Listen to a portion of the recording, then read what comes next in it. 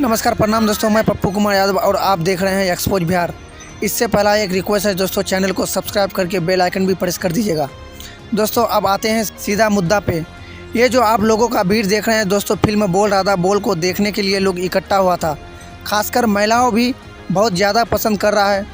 दोस्तों पहले आप ऑडियंस का बातों को सुनिए, इस फिल्म को लेके क्या बोले। कितनी बार देख रहे? दो वाला देख रहे हैं। ऐसा अच्छा क्या लगा इसमें? सबसे अच्छा क्या लगा इसमें?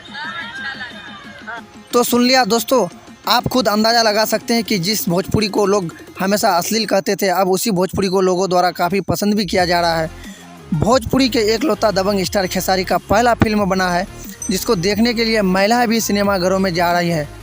सो दोस्तों, आप लोगों को ये अपडेट कैसा लगा? अगर अच्छा लगा है तो वीडियो को शेयर कर दीजिए और वीडियो को लाइक भी कर दीजिए। इसी तरह का अपडेट पाने के लिए मेरा चैनल से जुड़े रहे।